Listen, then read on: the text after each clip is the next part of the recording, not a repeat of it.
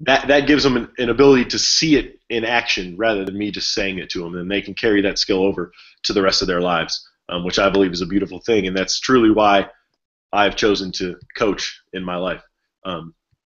So moving down to slide 9, I would obviously hit the other slides on the way, but I'm just going to jump to slide 9. So again, PCA's model of coaching is what we refer to as the double goal coach. There's two branches to that. One is striving to win. The other is teaching life lessons. Now, striving to win does not mean do whatever you can to win. That means bringing the best out in yourself and being the best you that you can be and attempting to win at whatever competition you're in. So that goes right in line with what I was explaining earlier of what a positive coach can do. And then the second branch, teaching life lessons, again, one of the principles I hit on was you get what you give, but if a young athlete is able to learn that through sports, hey, they learn that life lesson and they take that on to the rest of what they're doing for the rest of their lives. So I'm going to bump down now to slide 27 and honoring the game. Or excuse me, slide 26. Slide 26. Now, before we get into the explanation of this picture, obviously it looks a little bit strange. I don't think I've ever seen anything like that on a softball field other than this picture. Is anyone in the crowd familiar with this picture and could give us just some feelings, not necessarily the context of the picture, but some feelings that you get when you view this picture? I just get excited. Excited? I'm curious. You're curious. So you're not familiar with the situation, Ruben? Okay, all right. Well, wonderful thing is we have a video to explain what exactly is going on in this picture. So I move to slide 27, show the video. I'll just quickly go right over that. So Ruben, now that you've seen the video and you have a little bit of context to what that picture is, how do you feel now about either the picture or the video? What are some emotions going through you? Wow, I'm impressed. I mean, it's just awesome. What incredible sportsmanship and just amazing thing for a young athlete to do. I really like to use the word sportsmanship. I completely agree with you. That is a very good word to use in that situation. And Kelly, how about you? How are you feeling after seeing the video? I know you've seen it before, but that's okay. I'm just kind of overly impressed with these girls, with the type of player that would do that. Awesome. All right. So here, I'm going to offer you guys a measuring stick as coaches. Do you think your team would pick up the opposing team's player if she fell down after a home run? Not all of them. Not all of them. I don't think so. I don't think they'd have the one, they might not think of it, and two, if they thought of it, I don't know if they'd have I think it took some guts, Without a doubt, yes. Now, I know I don't mean that in the sense of if they don't do it, you're a terrible coach. I know it does. It takes a lot of guts, one, and creativity, because who would really think to do that? Are we allowed to carry the other team's player? But yeah, it's moments like this that I truly think you get to see the culture you've developed of your team and how your players are in their game. Do they see this opportunity as, oh, she fell down, she's not going to get this run, that's one less run against our team? Or do they say, she hit a home run, she deserves to have everything that comes along with a home run? So now, Ruben, you mentioned the word sportsmanship. I'm going to add another word into there. I see there's a little bit of respect in the situation from one team, Mallory's team, to Stephanie's team, and they respect that she got a home run, so she deserved the home run. Now, those are two words, sportsmanship and respect, I think get thrown around a little bit, and they might not be as fiery as some other words. So at PCA, we've developed another word that kind of combines the two and paints a better picture. It's a bit more of an emotionally charged word, and that word is honor. So I'd like to pose to both of you, what are some things you associate with, or what are some things you think of when you hear the word honor? Courage. Courage. Very nice. Courage. Kelly, how about you? I think of like reverence. Reverence. Mm-hmm. Okay. Now, Kelly, I'm gonna take yours and run with it here. Would you agree that the reverend takes it as his responsibility to view something else that's bigger than himself and put himself aside and teach that message to the mass that he's teaching that day? Mm-hmm. So in going off that example, I believe truly honoring something is throwing yourself out, throwing out the I, throwing out the me, throwing out the it's about me, and giving yourself up to something bigger than yourself. The essence of what it is that you're doing. In this case, a reverend would be whatever it is he's preaching about or whatever mass he's speaking to. He's giving himself up to that. Now, moving on to the next slide. I guess I would hit it. Our third principle here is honoring, and I said it's honoring an essence of something. In this case, we're talking about the game. So our third principle is honoring the game. Now, you see also here on this slide the big word roots. You see a tree. You're wondering, how we're coaches. Why are we talking about trees? I would like us to all pause for a minute. Coaching has long hours. Coaching has lots of days. Spend a lot of time coaching and thinking about it. We're not coaches any longer. I want us all to be either a botanist or a biologist, whichever you'd like. We're world-class biologists, and I would like an explanation. Doesn't have to be a Nobel-winning explanation of what you think the roots are, or what's the reason for the roots in a tree. Well, I think they provide stability and support. They allow it to stand, and if it doesn't stand, it can't carry out all the other functions it needs to thrive or even to survive. That might be my new explanation. Moving on. That was just wonderful. Yes, exactly right. Another way I see of saying that is, without the roots holding the tree, you don't get the beautiful tree to look at. So there's nothing there once the roots are gone. So now to tie this back into our coaching careers, I know it's fun being a biologist, but back to being coaches. If we don't have the roots of a game, we don't have the beautiful game to look at. And so conveniently here at PCA, not myself, I'm not taking any credit for this, we have some very intelligent individuals that they made up what we have made up, what we believe to be the essence of the game, which consists of 5 parts that begin with all the letters of roots.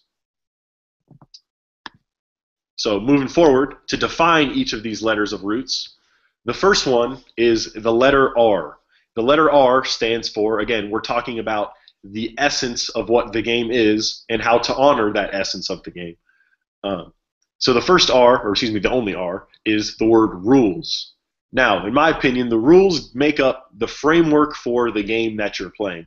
So if we were to take a soccer game, we're to eliminate all the rules. Essentially, we're in a field with a ball, and we have a couple of sticks with a net behind them, and there's really no purpose to what's going on. The rules are there to provide really the game itself, to make sense of the physical activity that you're doing while you play the sport. Now, rules is a little tricky compared to these other ones. The team has to understand, the team that you're coaching has to understand these rules and understand why they're enforced. So what's a way that you can teach or have your team understand these rules and how to play along with these rules? Let me rephrase that question a little bit. How can you teach rules to your team? I think just every practice focusing on a separate rule or a separate dimension of the game and actually enforcing it in practice. Okay, so you're saying not just letting your practice be free flow and anything goes. Yeah. So enforcing the rules. Okay, I like that. Ruben, how about yourself? Well, most of my coaching, the players knew the rules for the most part when they got to me. So I don't know. I'm thinking I never did this, but could you give them a rule book or an abbreviated version of a rule book and that's a great idea right there. Have them read it, study it, or quiz them on it. Yeah, I think that's a wonderful idea. I think it's a wonderful idea. Now, there's no golden answer. I think both enforcing the rules as you play the game and it's very similar to what you're saying, Ruben, is give them an example of the rules and have them understand why the rule is there, why the rule can't be, why it can't be something different. Because if you see the rule just as, oh, I can't do that, then you're going to break it as much as you want. And again, if you're breaking rules to win the game, that goes right back to a principle we talked about earlier of winning at all costs, and that's not what we're trying to teach here. So having your kids understand why the rules are there is a great way to have them understand what the rule is and the reason for it being there. Now moving on to the first letter O. This O stands for the word opponents. Now, the opponents provide the competition for your team. Without the opponents, you're just scrimmaging against yourself. I know some sports are individual, but here we're talking about team sports. Now, I had a wonderful coach, absolutely intelligent coach, describe to me the Latin root for the word competition, and that's competere. Now, does anyone know, do we have any Latin-speaking folks in the crowd that know what competere means in Latin? I believe I might. What is it, Kelly? I think it means to strive with. Exactly. Now, I want to point out, to strive with. It's not to strive against. It's not to strive to get ahead of.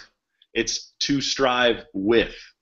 Now, where I'm going with this is your opponents provide an opportunity for each side to bring their best to the table and raise that to a new level. So your best may be, I can play this well. I know this is not a very quantified or explanation, but I can play to this level. If you bring in another opponent that can play to this level as well, the two of you together, you strive with each other to raise that bar even higher to the next notch on the level of competition. Levels of competition, excuse me. So again, the opponents are there to help you strive with. They're not there to get better than. They're not there to put down and say, hey, I beat you. They provide an excellent opportunity to raise the bar of your team by going against someone else's best. So in my opinion, honoring your opponent would be understanding they're there to play to their best just as you are, and the two of you are helping each other out in a way by playing against each other. If you're to approach your opponents like that, it's a much, much better, healthier game than I'm better than you. Oh, I'm going to intentionally foul you because I don't think you're as good as me, things like that. All of that's eliminated if you see it as an opportunity for both of you to get better. Now, the second O is the word officials. Now, who here has been an official in the crowd? Either of you? Are you still officials? Other than time constraints, let me ask it this way. When you were an official, were there many times where you felt stressed, you felt under pressure being an official? Yes.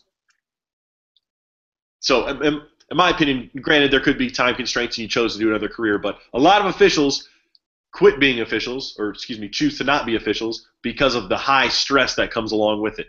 Now, an official is the living version of the rules. So the rules are there to give the framework of the game. The officials are there to be the rules, but there's a little caveat to that, and the officials are human. And I mean, listen to myself. How many times have I had to correct myself during this presentation? Humans make mistakes. Officials are going to make mistakes. So it comes down to honoring the official in a way that you understand, hey, he's the rules. He makes mistakes. He may make a mistake against my team. It's not personal. It's nothing against my team. He doesn't look at me and say, I don't like that guy. I'm going to call a foul against his team.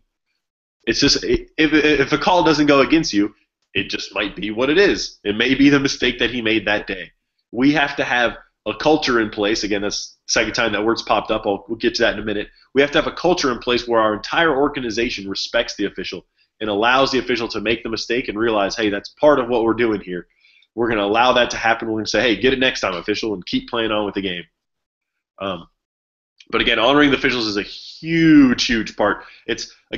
I see it as, if you don't want to blame yourself and you can't find another reason to blame something else, you blame the officials. I mean, who doesn't do that? It's always, the call lost us the game. We didn't win the championship because we got a bad call.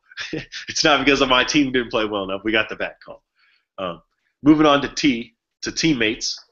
T stands for teammates.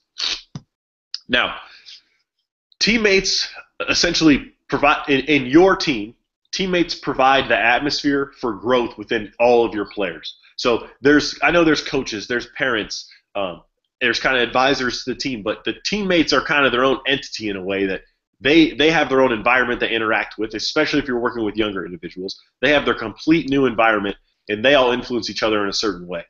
So again, we're talking about how to honor our teammates. So how is that done?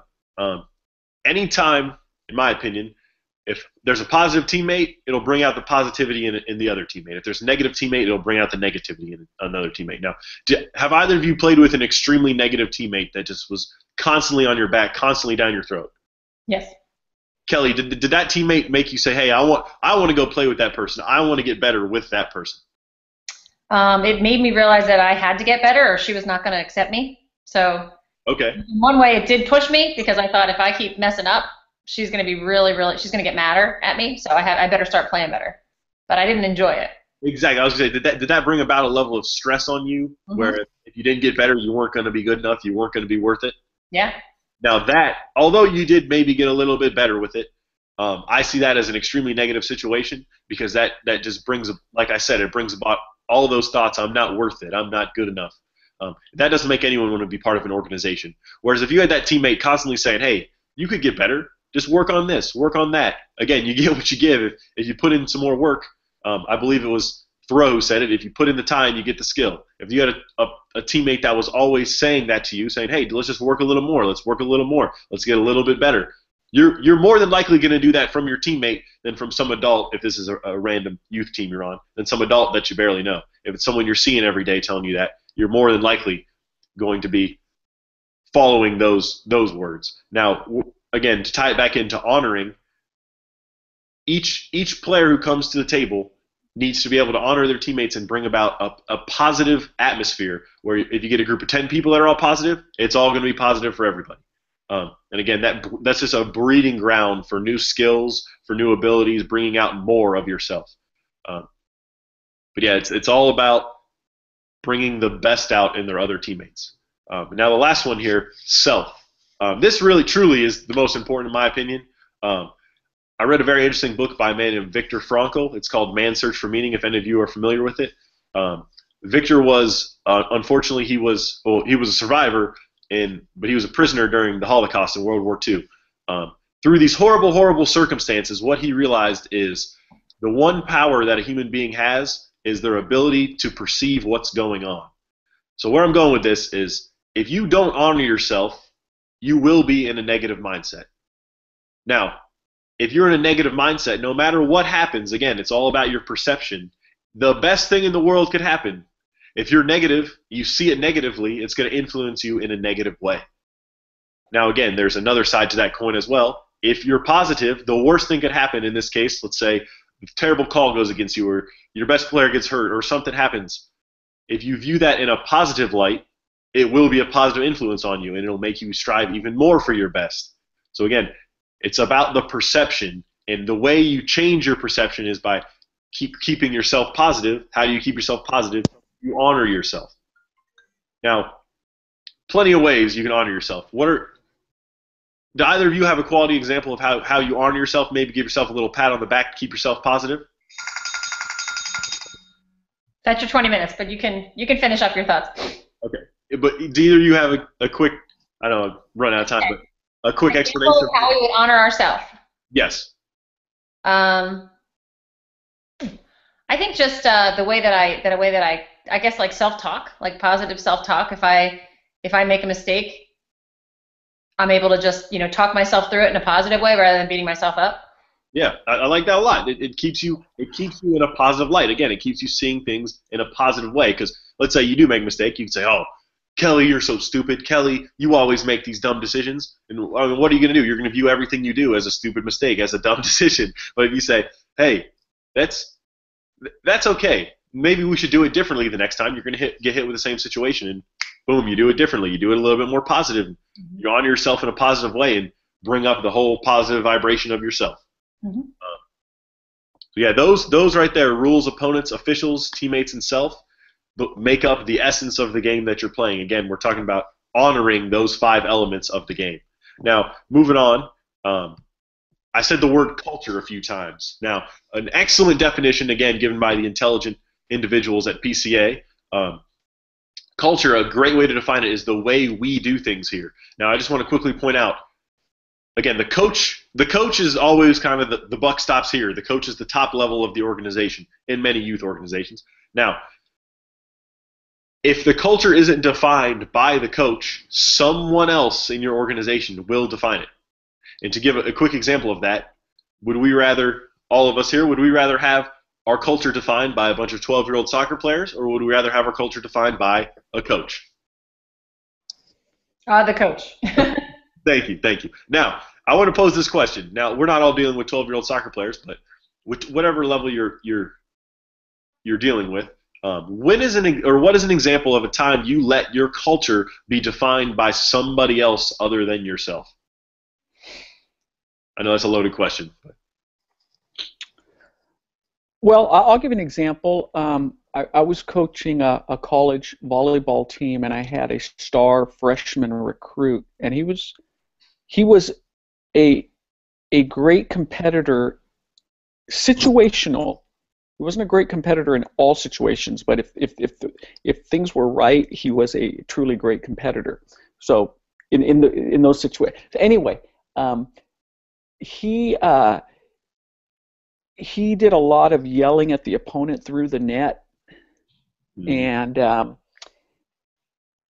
I didn't quite get it, and I didn't nip it in the bud, and so the other players thought, oh, okay, well that's okay to do, and it's the behavior spread, and before I knew it, I had a bigger problem to deal with as a coach.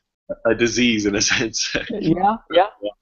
Yeah. Now, I completely agree with that. Now, there's more situations than just that could happen, but that's a big one you see a lot is the high talent level doing something that's not necessarily in line with your team's culture. And it's kind of, I see it as the coach. The coach is the first person everyone looks to for their actions, and then second's always the best player. And so if the best player is firing things off you don't want, then hey, that's just like we just said, it's a breeding ground for a disease to spread through your team of maybe an action you don't want. But thank you for that example, Ruben. That was a fantastic example. But again, point I'm trying to get across here, if you don't define your culture, someone else will define your culture. And what's your culture? It's the way your team does things. Moving on. You can actually stop there if you want, because that was if that's okay with you. Not a problem. I was gonna say some stuff you guys already knew. So. Yeah. We don't know it all. Sean, that was really well done. I definitely saw a huge improvement in your confidence this time versus, this is your third time out trying this, and this is not easy. And I can definitely see that you're more comfortable with what you're doing. You said a lot less, and you were much smoother with your questioning. And I was really impressed. I saw a lot of big positive changes. So I thought that was good before, but that was even better.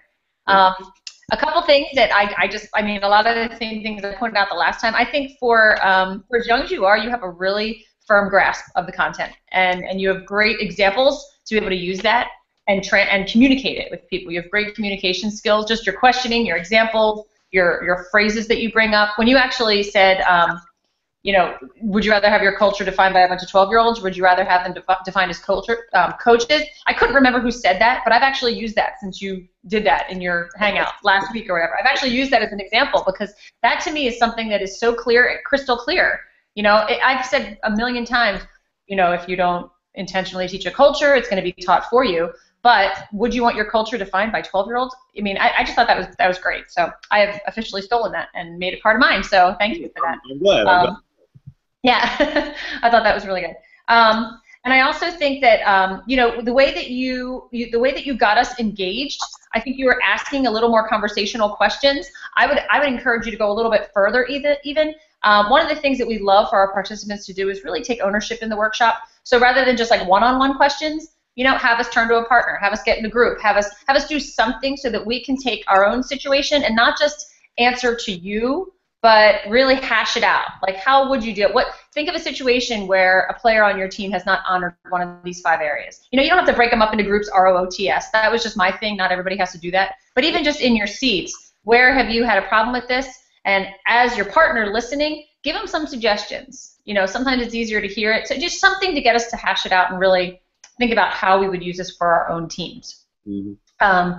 That would just be something else. And the other thing I'd love to see you do more of is bringing your own stories. I want to hear, you have a lot of athletics, a lot of different examples from all the different sports you've done. I want to hear a coach that had an impact on you, or I want to hear a teammate that didn't honor the game, and how did that affect you? It was great that you asked us, because I think it's good. What I'd like to see is you ask us. Ruben gave an example of a player that he had that wasn't honoring the game. Maybe, throw out one, like, for example, I was on a team one time and I played with this guy and he blah, blah, blah, blah, blah, blah, blah. And it brought down, you brought up a lot of, like, great points. When you have negative thinkers on your team, the whole team's going to be negative. When you have positive thinkers, I love what you were talking even about self, the way you talk to yourself, the way you perceive yourself. I thought that was a really important part to bring up. I'd like to hear some more from Sean. Like, when have you seen this work in your own life? There's always a fine line against trainers telling too many stories, but I think you went the opposite way, and I didn't hear anything from you personally. Not anything, but, that would be a suggestion that I have. But, overall, I think you did a good job. You said we a lot more than they, that you corrected yourself, and you're like, yeah, those people at PCA, and it was good to see that you're a part of PCA too, which is good.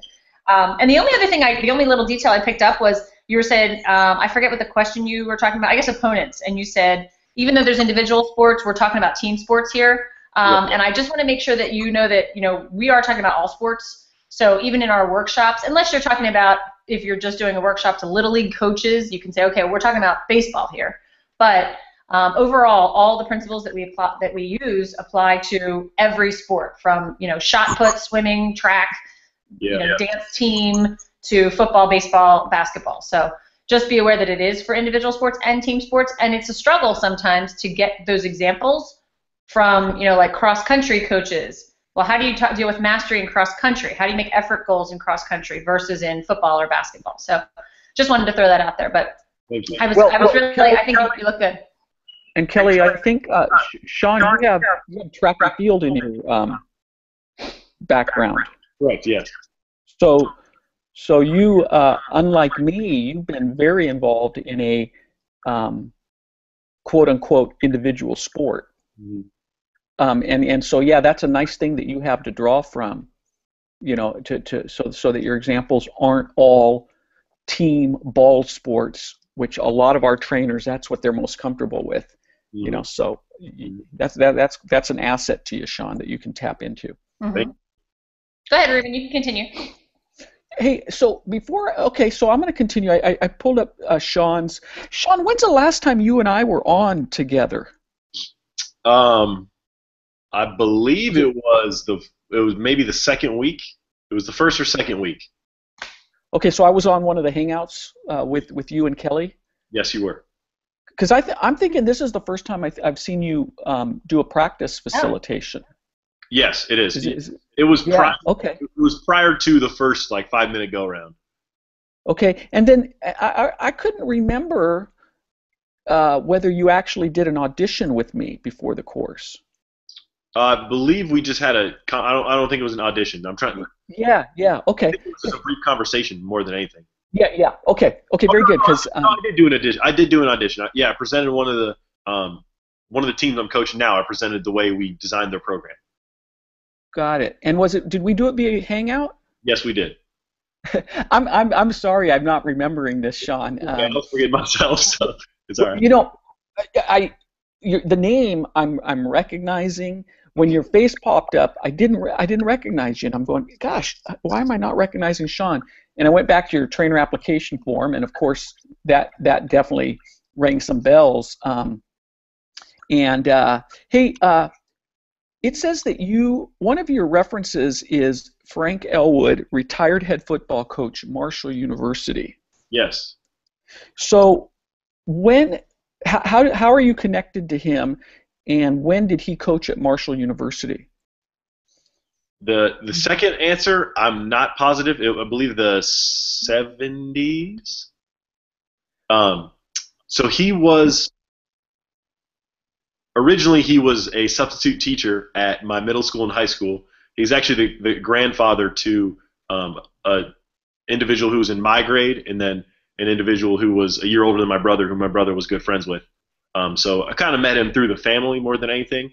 But again, he was a sub at our school, and he knew I always played. I played sports and I played football, and obviously he was a football coach. So him and I kind of hit it off originally, and really started to get to know each other. And I just think he's a hilarious guy. He's just real. He would try to come off as real brash and mean in school, but everyone knows he's just really funny and really loving guy. And so I really started to, through the two friends that I mentioned, started to get to know him more. And then I actually started. My family moved to a new house my freshman year of high school, and he actually lived right down the street. So there were times I'd go down and just talk to him, and towards the end of my football career, I went over there and was asking him about possibly coaching in football and just what it's about and how he sees the life going and things like that. So he was kind of a mentor for me as far as understanding college football and understanding what the big picture is of it, because I only really had my small sample of where I played. That's cool. That's cool. Now, do you know if he was at Marshall before the plane crash or after? I want to say before. I can try to look it up. The only reason I'm bringing it up is it's really a point of curiosity and interest, especially if in your coach workshop you do use the 2 We Are Marshall videos. Oh yeah. I think the fact that you know someone who coached there, it's just a point of interest, you know, and it kind of brings. I don't know if there's something you can do with that or not do with that, but I was just wondering about that. And then the other thing, what Kelly said about sprinkling in a little more of your personal stories and personal experience. You know, you're a young guy. College sports wasn't that long ago for you, unlike Kelly and me. So your time at the University of Dayton, right? Correct.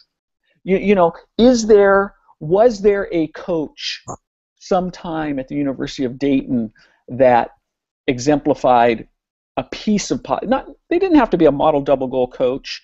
Is there one that is a positive example of something like? So when I worked with Coach Kelly, one of the things that made her so effective was that she never talked about winning. She always talked about the process, and and I always wondered about that. Well, now I get it. She was talking about Elm.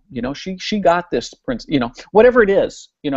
That's one way to bring your personal experience, especially in a coach's workshop. Eventually when you're doing athlete workshops, then you can talk all the more from your perspective as an athlete. So let me just jump into some more specific feedback.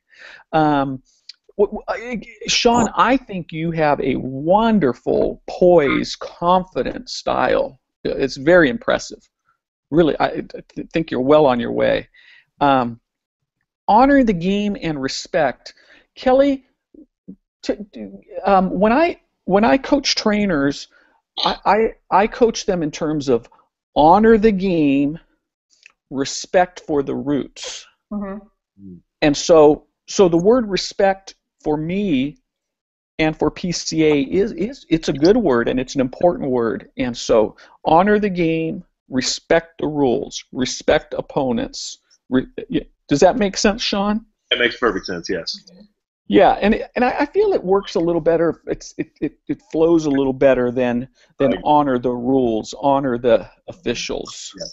Yes. Okay, so like that okay, and then Kelly, when Sean asked a question, and you threw out the word reverence. Did you say reverend or did you say reverence? I meant reverence, but I think he heard me as reverend, which was okay. I wasn't going to correct him, but yeah. Reverence, I just meant for like a judge or somebody in a high honor position. Reverence, honor, yeah. Okay, I just wanted to make sure I didn't. Now, I think what you did with that was fine, Sean. I think what you did with that was fine, but I was just curious myself. If I ask a lot of times in workshops, what do you think of when you think of honoring something? I have had a lot of times people say like the commandments. Like honor your father and mother, as one of the 10 commandments. And I've had that come up. Yeah. So when you said that, I was cracking up because people usually do think of it in terms of like church or something that you honor. If you honor royalty, you honor somebody in a high position. So yeah. So if as I'm hearing you say that, I put myself in trainer mode. I'd go, yes, honor your parents, ultimate respect, unconditional respect, so something like that. So You want to use it like you did with reverend, which was a tough one. If someone throws out reverend, you want to take it back. You want to steer it back to where you want it to go, and I want it to go to respect. So, I like that. Okay. Hey, so Roots is about athletes, and it's about coaches, and it's about more than that, parents. Okay, so. So, the examples we give and the way we talk about it, we can talk about it in terms of we want our athletes to show respect for rules, blah, blah, blah, blah. How do we teach the athletes the rules, blah, blah, blah. We can also talk about any part of Roots in terms of the coach herself showing respect for the rules. And I actually think when we talk about respect for rules, we are talking first and foremost about the coach respecting the rules. Mm-hmm. Okay, to me, it is important that the players respect the rules and that they play by the rules, and that. But what we're really talking about first and foremost is the coach, not playing a player who's 13 in a 12 and under league. Mm-hmm. A coach honoring the playing time rules of the league. If every player is supposed to play a quarter of the game, it's unconditional. It doesn't matter what the score is. Doesn't matter if they're better than us. Every player, even Ruben, gets his quarter of the game. So anyway, I just thought I'd throw that out there, Sean, for you to put into your thinking about how you approach this. Roots is certainly players, but certainly coaches, especially rules. For me, rules really applies to the coach. Kelly, do you have a response to that? No, I agree. I think it is. I think I just mentioned this last night too to someone else that you have to, that honoring the game does come from two different sides. It comes from you as a coach. How do you honor the game by modeling also, and it's how do you teach it to your athletes. So, and I think you brought in both of those areas when you were going through it. I didn't see that. I thought that was well done. I thought you did a nice job. I thought it was a nice job. I felt like with rules, you weren't addressing the most important part about respect for rules, which is the coach's respect for the rules. Mm-hmm. High school sports, you're allowed to practice starting on April 1st. Okay, well, so now do I do off-season conditioning where we actually practice? Coaches try to get around the rules and bend them and tweak them and gain every possible advantage, and they're disrespecting the rules. Mm-hmm. So, hey, your smile, your laughter is awesome. And then culture, if the coach doesn't shape the culture, it will be shaped by others within the organization or others outside the organization. I like that, yeah. A lot of youth and youth sports culture is shaped by pro sports, Sports Center, the local newspaper. Okay, so it's other forces within your team and outside your team that will shape your culture. Thank you for that. Yeah, a little fine tuning. Sean, I am very excited about where you're at, and you got a lot to offer as a trainer. Congratulations to you, Sean, and to Coach Kelly also. Yeah, thank you. Hey, this last presentation was refined by Kelly, so thank you very much, Kelly. Thank you. Well, you listened. You listened. You're a good listener. I was talking to Nick Sipkis yesterday, the partner manager up in Cleveland, and I was just asking him because I know you and Courtney, and we actually have another trainer named Dave Mitchell that lives right outside of Columbus, and the next step is to get you out to live workshops. So I was talking to Nick, and I said, what can I tell Sean and Courtney about not having to drive 3 hours to get to Cleveland? And he said there are partnerships that are starting to build in the Columbus area. So he's really excited to have you guys down there. There's not a ton of volume right now. He actually told me on April 6th there's going to be an athlete workshop in Columbus, and he doesn't have a person to do that one yet. But what I was thinking is I would love to have you out, instead of co-presenting at a coach's workshop first, I would love to have you co-present a portion at an athlete workshop. Absolutely. Because I really think for you that's going to be a real sweet spot for you. I think you're going to relate so well to the high school athletes. And that's where I'd love to see you. So I was talking. I'm going to find out. As I said, nobody's assigned to that yet, so I'm not sure who the trainer is going to be. But if you're available, and I'll find out more details. But if you're available, if you want to pencil it in on April 6th, I'm assuming, I don't know for the athlete workshops what time they'll do that. I have to check it out. But I want you to just keep that in the back of your mind that I may ask you to co-present for the first time at an athlete workshop instead of high school, or instead of coaches, if you're comfortable with that. Hey, that would be wonderful. I'm actually my majority of people I'm working with at the moment are high school athletes. So it's kind of a layup for me. So Yeah. that would be That's awesome. And then Sean, what Kelly will do is she'll work with you on what the difference is with whatever piece you're presenting in the athlete workshop, how it's a little different than the coach's workshop. There'll be lots of similarities, and there'll be some differences. Okay. Yeah. But most of the differences, I think, since you're used to working with high school athletes, it's not going to be, it's going to be easier, easier for you. Yeah. I'm looking right now. Kelly, yeah. Kelly, as you're looking, so there's Sean and there's Courtney in Columbus, and then who's the one who went through a prior course? Did you say? David. Yeah. Have we thought about actually doing something live with that group of Columbus trainers? Not yet. Nope. Yeah. I wonder if there was a way for us to get the three of them together and do something more substantial and practice and live. Yeah. Then there's no one else in the current course from Cleveland. No, there is. Pam. Pam alone. Yeah. Pam, is there anybody else from Cleveland? Not in the current course. Nope, it's just Pam, Sean, and Courtney. Okay. Well, I'm wondering. Kelly, it's not like we don't have too much to do already and too many places to be, but we got Pam, we got the Columbus group. I wonder if we could, if we got somebody there, if we met up in Cleveland, because I think Pam will come from a different direction. I think she's east of Cleveland. You guys are south of Cleveland, right? Yes. How far is it to Cleveland? Is it 2 hours? About 2.5 to 3, depending. Oh, that's pretty far. So, okay, you know what, Kelly and I will think. According to Nick, he said the email read from Nick from yesterday. I'm pretty confident that we're going to explode in Columbus very soon. Yes, he's 90% sure. He's 90% sure that we're going to have an athlete workshop on April 6th at 8 a.m. So, if you're available for that or around, I don't know what your schedule is, but if you want to pencil that in, April 6th at 8 a.m. I'm fine with that. Okay, cool. I will let you know. It's not even scheduled yet, but I'll let you know. And I think that was one of the reasons that we were looking at people from Columbus, because Nick's been getting a lot. He's trying to make connections with the Ohio State University and all the people down there. So I think that's going to be a good thing. Hey, you got to start somewhere, so it's. Yeah, absolutely.